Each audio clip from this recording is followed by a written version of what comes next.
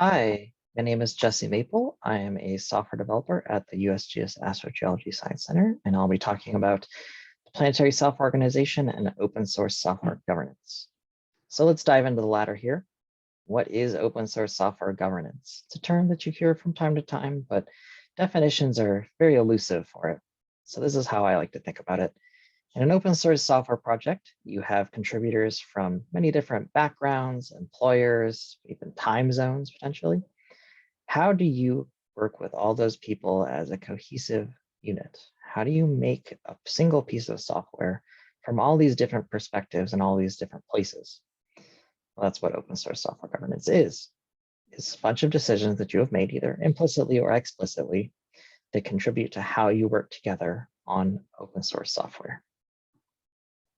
Let's start by looking at some examples, some models that are commonly found in different open source software projects from around the ecosystem. First of all, we have the walled garden model. In this case, you have a single corporation or entity, such as a government agency or university, who is in charge of the software. They are in charge of the direction, design, and development. They do it mostly internally. There might be some amount of contracting involved in there, but for the most part, external contributions to the code are not really accepted. They might take some sort of comments, or they might have a demo period, but for the most part, the software is developed in a closed fashion, and then once it's ready for release, is put out in the open. So that means they put out the application, and then they also put out the source code. Some examples of this model are the NaveSpice toolkit and the Intel Embry ray tracing kernel.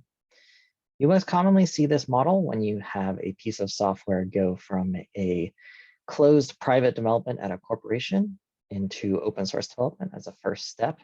Some big software packages, such as OpenCV, started this way, where a group takes their internal software, they push it out external, they continue to develop it internally, but they now say, hey, this is cool. Other people might want to look at this. Other people might want to use this.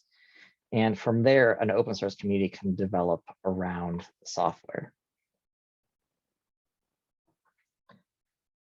A variation of this is the committee model. In this model, you still have a core group who is effectively in charge of the software, but instead of being controlled by a single entity, that committee is composed of members from various entities.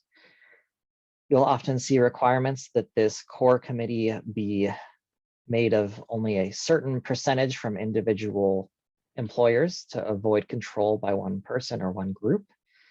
But in general, the idea is this core group sets the direction and is responsible for final decision-making, but the development and the design of different parts of the software is much more open. Node.js, CondaForge, and Django here are popular examples. In fact, Django is just changing as of 2020, so we'll talk about where they're going to in a few minutes. Here we have the founder leader model. Some people call this the benevolent dictator for life model, but I find that is both kind of annoying to say and not really true in a lot of situations. In this case, you have a single person in charge of the software project. You would say that person was the benevolent dictator, so to speak, but it doesn't necessarily have to be a dictator. They get to choose how much control they want to have over the project.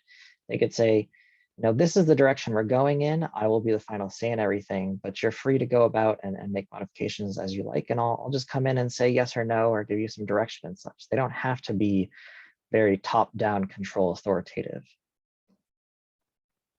Some examples here, we have Python and Linux, very, very famous examples of this. You often see this model come up when you have an individual create something that they don't currently see out there. So good examples is Git. During Linux development, there was not a good enough version control software, so made Git and said, hey, this is a thing, I'm putting it out there, I'm in charge of it. And then actually the governance model of Git has since transitioned away from this. So the final model we're talking about, and this is where Django is transitioning to, is called a duocracy or a meritocracy. But again, I find that duocracy is a better term here because the underlying factor for this is whoever puts in the work has the authority. So you have a broad community of contributors to the software, people interested in the software. And if someone is willing to put in the work to make a significant contribution, then that's okay.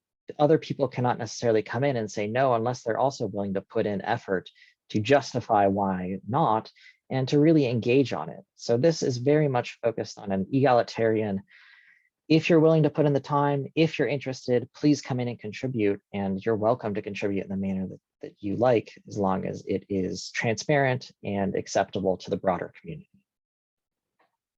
Oftentimes in these projects, you'll see sort of de facto leaders pop up where people say, this person is really knowledgeable about this thing, and they'll often get tagged for reviews, and they'll become very integrated in evolutions in specific parts of the project. But again, it's still very egalitarian. You don't have a lot of well-defined roles, and you don't really have a lot of people exerting control over others in this. So now we talked about some models. Let's say, look at some software. You have a piece of software and you're like, I haven't thought about my governance model.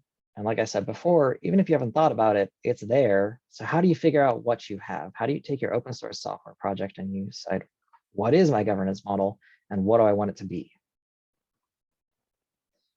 Well, I like to start out with who. Who is participating in your project? You have different roles in your project. Are they explicitly defined? Do you have a definition of, this is a user, this is a contributor, this is a committer, this is a core person? And then what do those different people have authority over? Do you have just one person with commit rights? Do you have a committee with commit rights? Do you have someone who's in charge of just testing? Do you have someone who's in charge of just this one specific sub package? These are all important questions that you need to ask when you're trying to figure out what is your governance.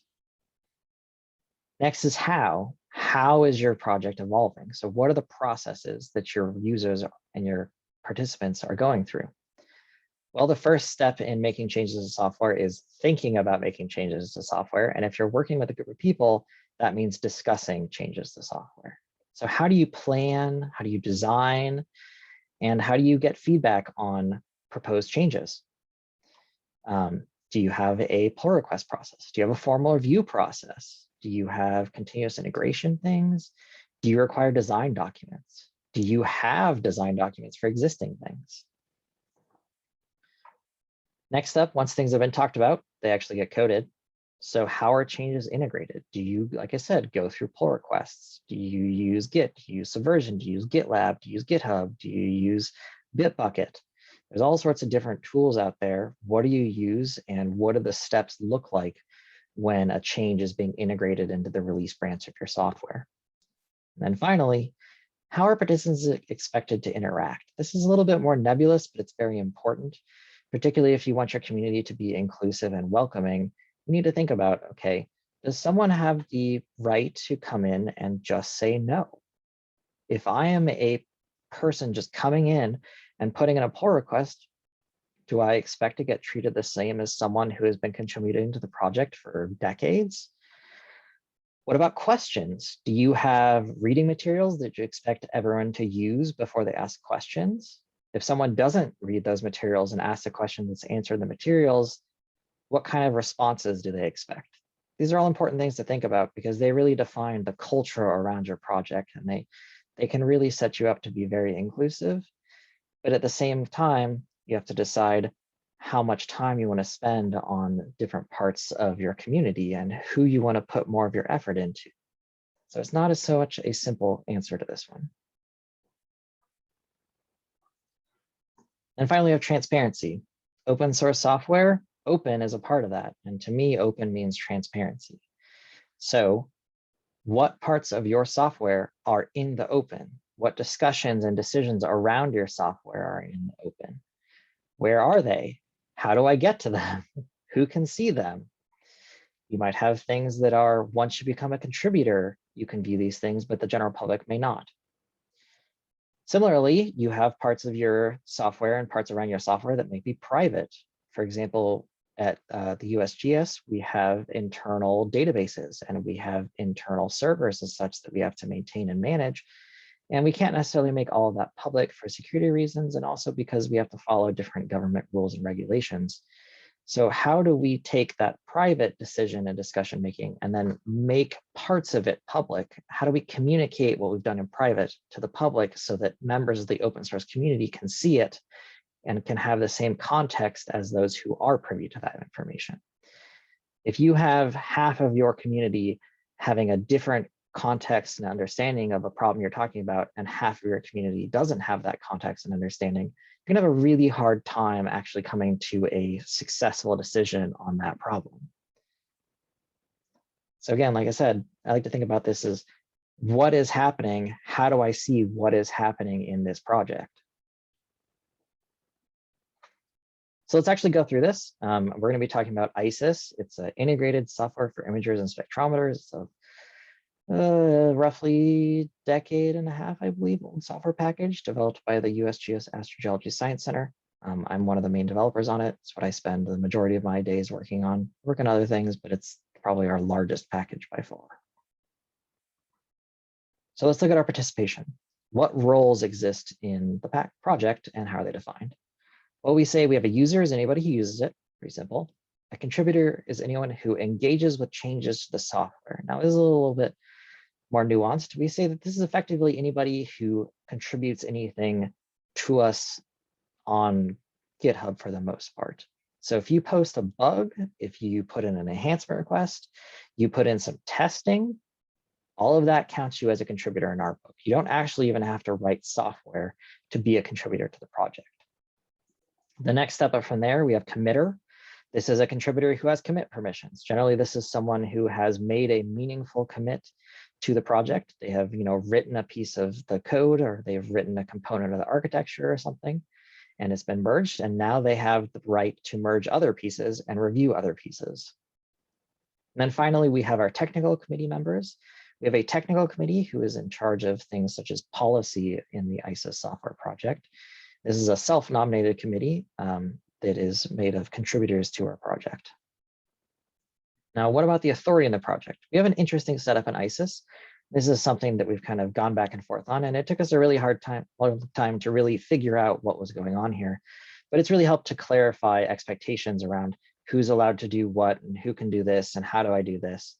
So we kind of take the duocracy approach here almost, where committers have authority over the direction, design, and development of the project. So once you've made a meaningful contribution, you can go on and really make the changes you want to see in the project. We want to enable people to do the work that they want to do. But then at the same time, we have this technical committee who sets the rules and the policies about how all of that works. So we think about it effectively as the technical committee sets the rules of the road, and then the committers actually go out and develop the software. So our process, how do we talk about our changes? For the most part, everything happens on GitHub. We use issues and PRs in a fairly standard way. We also have requests for comments that are a slightly more formal, but fully optional way to talk about more complicated changes to the software.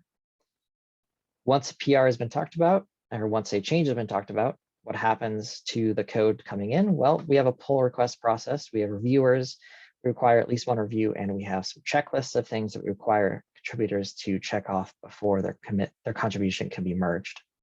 And then what is expected of participants? We use a standard contributor covenant code of conduct, and we really just hope that everyone is acting in good faith, and we're all here to make this software good, so let's all act that way. Let's talk about transparency. So ISIS is an interesting spot because it is primarily developed by the USGS Astrogeology Science Center developers. And so we have a lot of internal discussions about ISIS that we need to make sure that we communicate properly to the public. So our general overriding principle here is talk about stuff as soon as we start planning stuff. Once the code comes in, once a pull request comes in, the whole process is public. We have public reviews, we have public CI, all that stuff. But in the planning phase is where things are a little bit more nebulous. And this is a place that we really are trying to work on right now, is how do we talk about and plan and coordinate these large changes that are coming into the code base, potentially from multiple different places.